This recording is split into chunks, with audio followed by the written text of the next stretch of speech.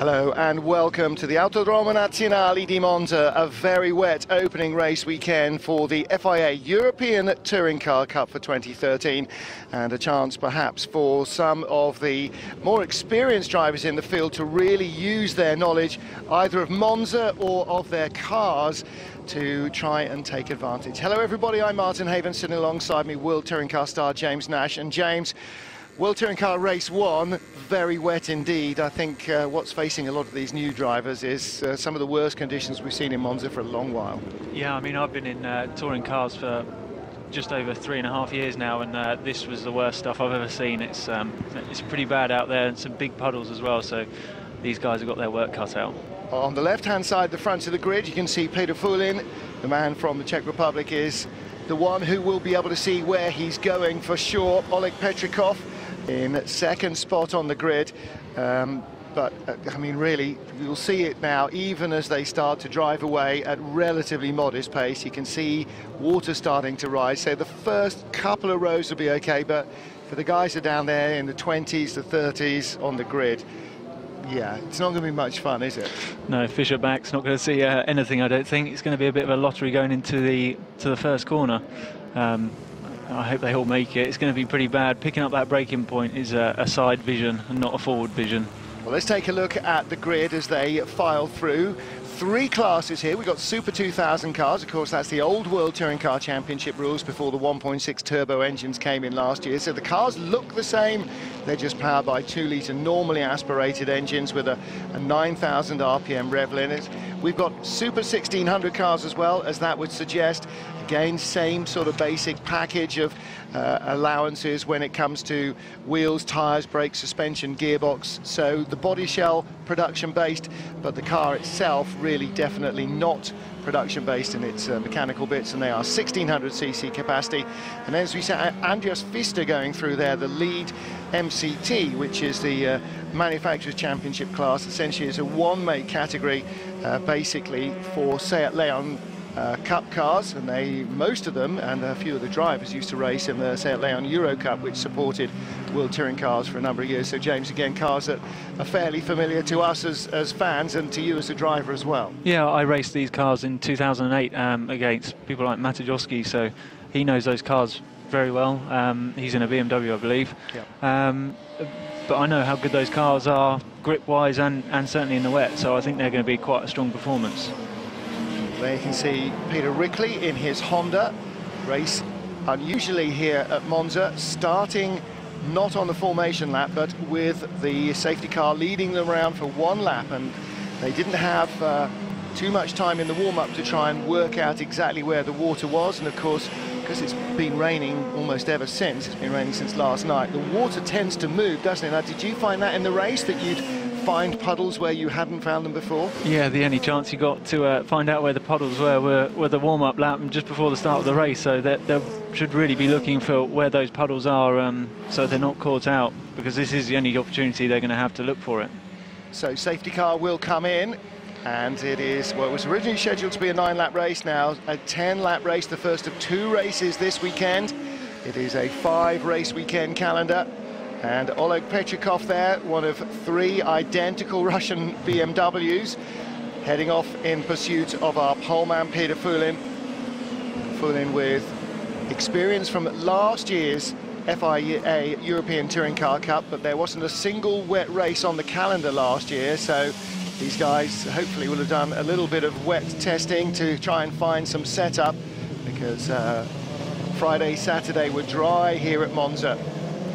These BMWs really need to keep some tyre temperature as well, because I know I struggled with that in my race. You know, the tyre temperature falling away, your pace drops so quickly, and it's just a downward spiral, so they've got a lot of work to keep that front tyre temp going. Well, now, you see, if you're in an all-single-seater category, then you've got at least a level playing field, because everybody's car steers at the front and drives at the back. But here, with the front-wheel drive cars, as we see Nick Hamilton, Lewis's younger brother, racing in the middle of the pack. It started a little further down the order, perhaps, I think, than he would have liked. But again, first time in Monza, perhaps not a surprise. The BMWs, driving through the rear wheels and steering and braking predominantly with the front, are going to lose tyre temperature overall much quicker than the front-wheel drive cars that abuse their tyres a lot more, and then that tends to help in the wet. So we often see in World Touring Car races, the front-wheel drive cars, when it gets wet, just kind of leave the BMWs behind. And these two guys here might be just in the position to do that. Peter Rickley, the red and green Honda, and making a very quick start from 6th to, where was he on the grid? 12th also on the grid, Bukharov in that white and blue machine. God, he's coming up through quickly then. He has made a very good start. Oh, there's a big puddle through this corner as well, so they all need to watch out for this. Just somewhere around there it was, so it's a moving feast for them as well. You think you've got the corner all sorted out, and then suddenly a patch of water throws you right across the road. Well, top three are BMWs, but not for long. I rather fancy we're going to see a change here almost immediately. Borkovic started in 3rd place on the grid, so qualified that Seat extremely well. And that is one of the 2-litre Seats Super 2000 cars. The cars behind you can see here with the roof vents, those are the Seat Leon Super Cup cars. So a different car, different aero package. And look at the extra grip he's got through there. He's been able to switch back and really push on through there. Nominally, those Super Cup cars are actually more powerful than the standard TSFI car. You were just talking about the vent on the roof. I just remember one wet racer did in the Seat Euro Cup, and and he's just had it coming himself. together. I think they're both all right. Yeah, Borkovic comes back on, but in fact picks up a place. And one of the things about straight lining that chicane is if you do, you have to be aware. Ooh, he's got damage on that right front corner, and that may not be helping him too much in the long run. Got to be aware who you were behind when you shot off, because you've got to get back behind them or risk the wrath of the stewards. I was just saying about the air vent on the roof, the thing there on the Seats, it seemed to collect the water and pour it into the car when you're going around and not give you any fresh air.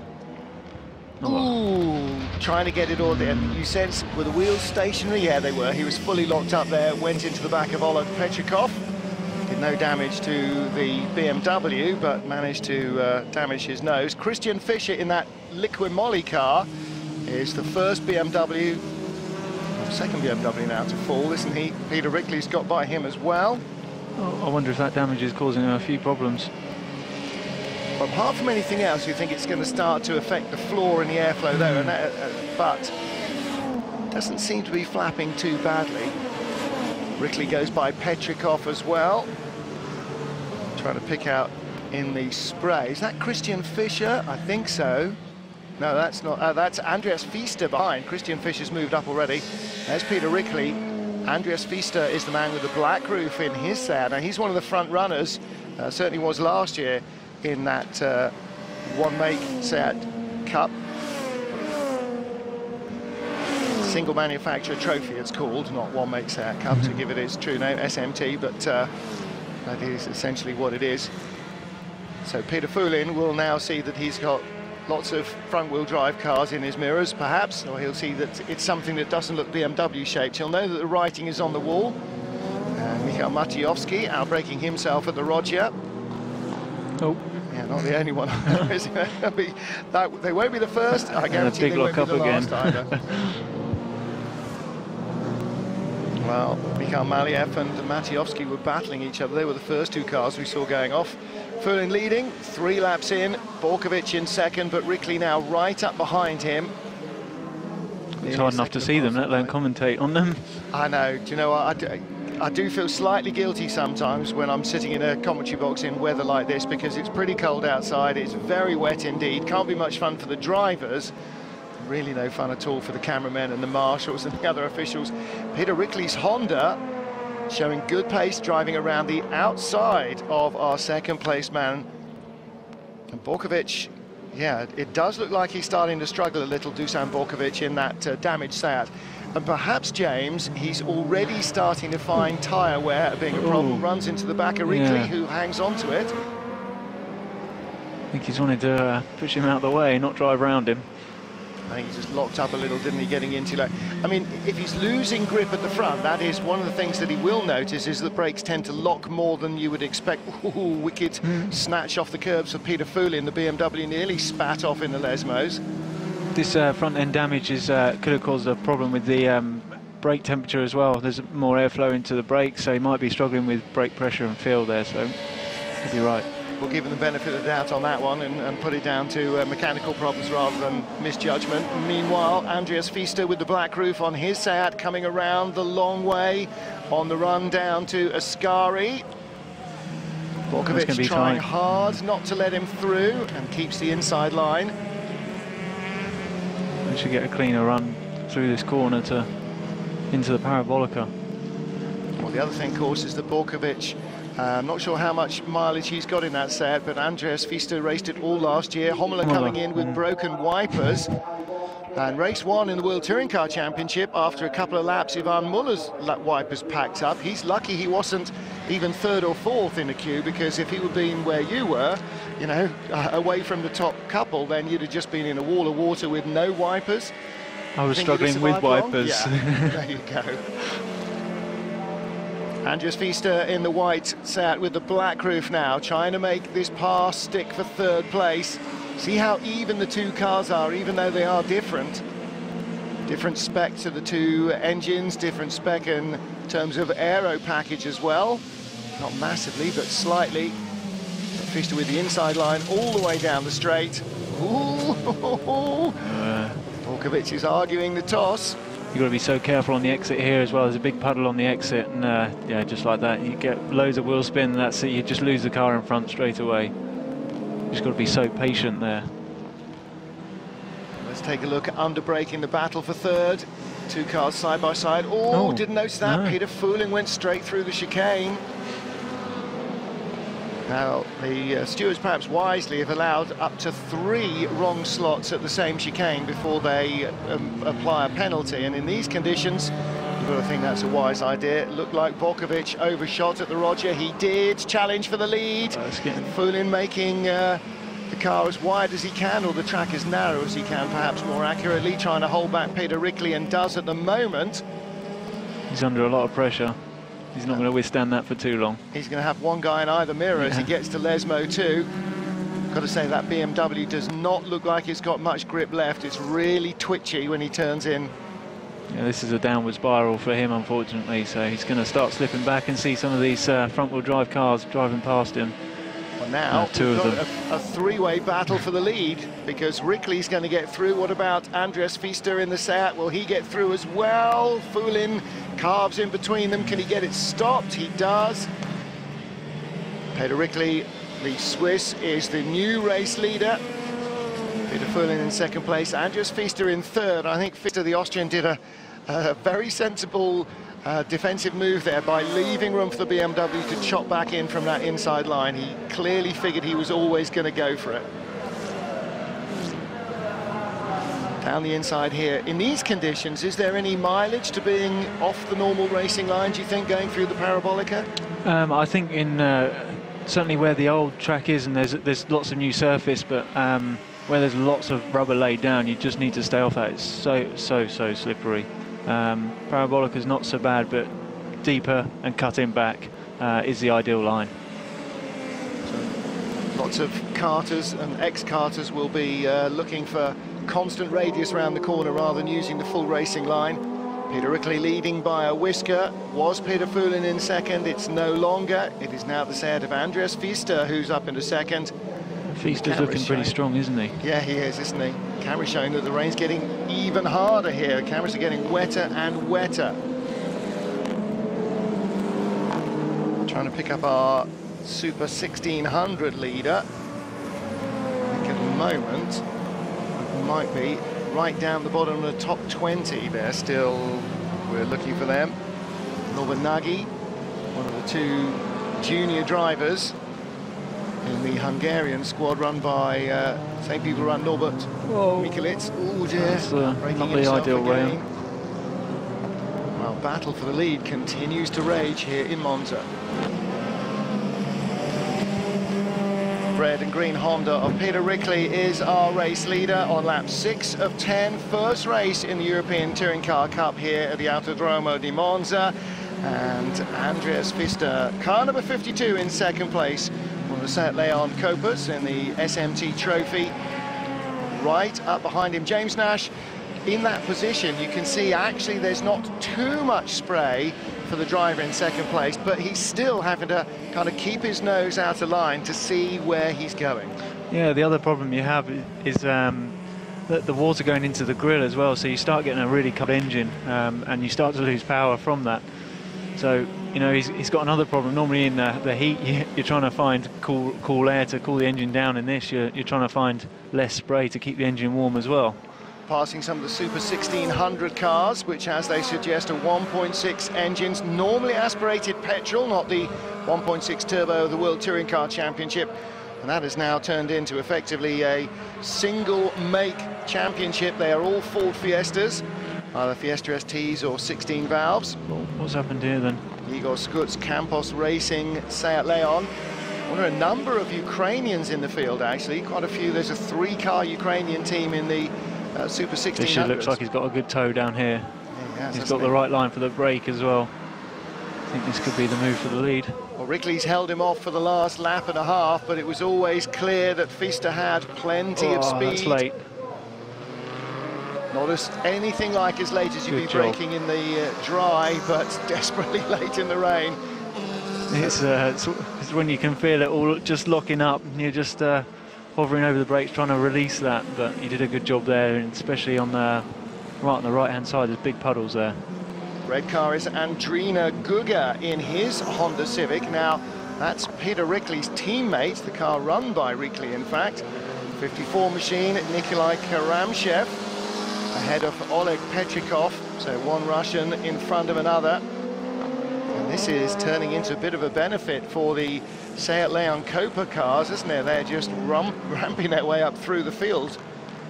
Oh, they're a good car, you know, they're proven for many years, and the grip level they did produce when I raced them was phenomenal. So, you know, I did expect them to go well, but yeah, they're really strong at the minute. They definitely are.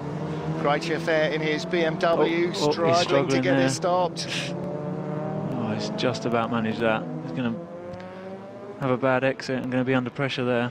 Teammate Oleg Petrikov in an identical BMW just in front, but as they work their way around the 1.6 Fiesta, Klaus Bingler, he's trying to stay out of the way, trying to keep the battle alive with his class rivals and try not to trip up any of the leaders. God, using the white line on the way in, that was brave. Ibrahim Okier at the back of this battle in his bright blue Borusan Automotive BMW, former World Touring Car driver. Did the entire season a couple of years ago, I guess maybe 4 years ago now. My memory's probably not what it should be.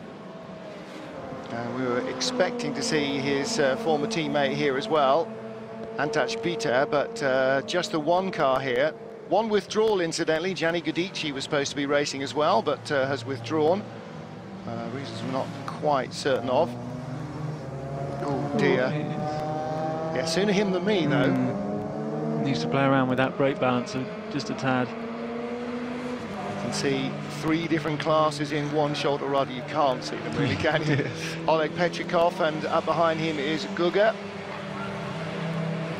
Ladygin there in his Seat, Anton Ladygin, run by the Russian Bears racing team, the first team to run the Ladas in World Touring Car Championship, for which Kirill Ladygin raced. That's where I've heard the name. Indeed.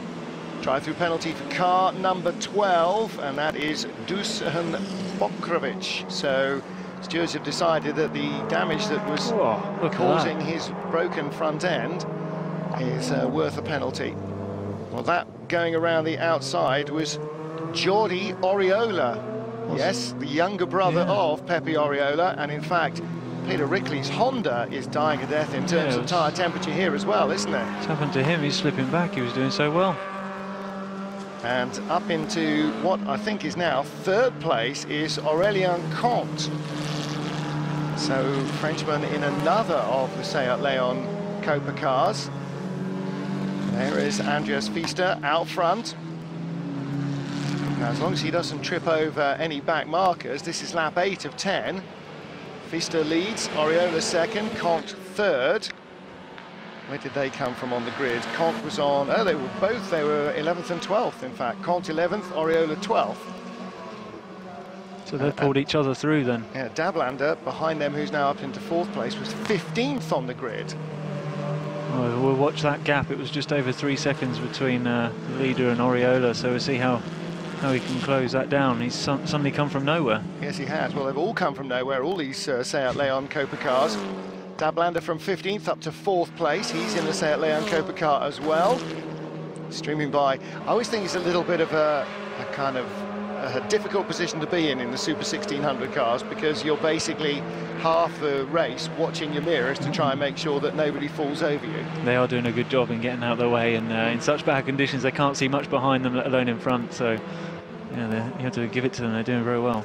Alexander Ivanchenko from the Master KR Racing team, 2 of the 3 Ukrainians in those Ford Fiestas in the Super 1600 class. Peter Rickley goes by him, but Oriola's taken out half a second already in half a lap. Goodness. Yes, he has, hasn't he? Rickley 4th, Foulin 5th, ahead of Dablander, who's the orange and black car. And Pfister, I think, perhaps got caught behind that Fiesta. Or was the Fiesta getting out his way? Maybe he was doing him a favour. Oh, there's another one. Yeah, wherever you look. Now, if those two get wheel to wheel, as they may well do because they're racing each other, that might give Pfister a little break while everybody tries to find a way round. You have to say he's looking fairly safe after that. He should have pulled out a bit of a gap there. He's only got one more lap to go. Let's take a look. Oh, this is Borkovic. He's damaged front end. Well, he did that on the back of the BMW very early on, didn't he? Dablander, the Austrian, making that mistake. Yeah, flying off everywhere. Bit of a shortcut. He's had an entertaining time, hasn't he? Looks like the guys in the VTS tape room are busy replaying every mistake they can find. You see some of these guys touching those white lines on the way in, it looks so dangerous. Just shows you just how wet it still is. I don't think the rain is abated at all day long, and it was pretty wet this morning. That is, I think, the 1600cc leader, Kevin Kramers, they're coming up behind here. And these things are going to gobble him up on the straight. And also, James Nash, they're going to stop a lot later. So the worry for the Super 1600 car is if one of these comes blinding by you just before the braking area, you can't stop where you would normally expect. You have to try and stop a little shorter because there'll be one of them in the way.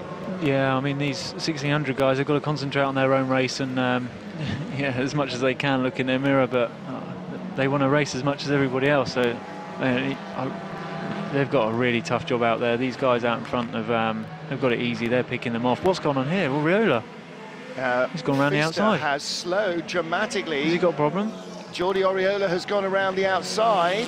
What's happened? And Pfister is down to 3rd place. Is he going into the pits? Has he got a puncture? He is going into the pits. Oriola's in the lead. Last lap. Jordi Oriola, last lap, and he has the lead for the first time. Comes up behind the Super 1600 leader. The older Fiesta ST, by the way, behind, has been lapped. So that's how much Xenia Nix is struggling in these wet conditions. Wow, Jordi Oriola, teenage brother of World Touring Car ace Pepe Oriola. I'm going to have to go and ask Pepe Senior, are there any more at home that we need to know about? They look so alike. Yeah, I know. They both look 16 as well. They do both look 16. Only one of them is, though, and that's this one, Jordi Oriola. Oh, dear. Christian Fischer facing the wrong way in the Lick-Molly Engstler BMW. Luckily, didn't rattle it off the barriers, I don't think. Wow. And his dad is, and Jordi's dad, in fact, is going to be a very happy man in a moment, or is he? Because here comes Aurélien Cont. Interesting that actually the man in 2nd place, that second Seat, he's got his driver's window part open, and I wonder whether he's wound it. Do they have winders, or was it part open at the start? There's no, Fischer. You do have an electric window on the driver's side, so you can open it, but letting water into the car is not a good thing either. It does mist up quite a lot quicker. So I was wondering whether he did that to try and get some airflow through to stop it misting up. It's always a hard thing when you haven't got a heater or a blower. It's always hard to know exactly what to do for the best. Oriola just needs to keep this nice and clean now, doesn't he? No mistakes, and he should bring that home. You can see clearly his screen is okay. I think Colt might be a bit misted up inside. I think he's a lot misted up inside, actually, in which case he's doing a pretty stand-up job anyway. I think the front screen's heated, but it's the rest of them that you can't see anything, which is even worse in these conditions and you're following, because you're using your side vision to pick a braking point. Yeah, maybe that's why he's got it wound down, so he can see out the side. Now then, he's staying well out of the spray to try and judge a run through the Parabolica. Does he still fancy his chances? I think if he does, he might be a little bit ambitious. Final corner, and Pepe Oriola Sr. will start the year with one of his boys winning his first race. It's Jordi Oriola who claims victory in the season opener of the FIA European Touring Car Cup. I can imagine that there will be a double Oriola team in next year's World Championship at this rate. Colt in second, Peter Rickley takes third at the line from Dablander. And that was a late run. Peter Fulin in fifth, Igor Karamishev in sixth position. He's moved up from the 1600 class. And, well, moved up in capacity anyway into one of these Seat Leon Copas. Yeah, somebody misfiring horribly as they came past the camera there. Where did Oriola start? Was it back in 12th or something? Yeah, he was in 12th place on the grid. That's fantastic. That's what the wet conditions do for you then. Yeah. Well, clearly we know which car in the field is best in the rain, so I think we might not got very good odds on a Seat Leon Copa car winning race 2, because I don't see it drying out. I've got back-to-back races here, which makes me think now, see, this is one of the things that you need to think about in advance, but don't. Where is he going to start? 2, 4, 6. He's going to start 8th for race 2. Oh dear. That's a bit ominous, isn't it? And is he? No, Compt is 7th and Dablander is 5th on the grid for race 2. So I think we can expect to see those 3 Seat Leon Copa cars making early progress. Be interesting to see what the problem was with 52. Why he came in as well. I wonder if he can get back out. Well, I would think that that might well be a tyre-related issue. But yeah, it's a bit hard to tell.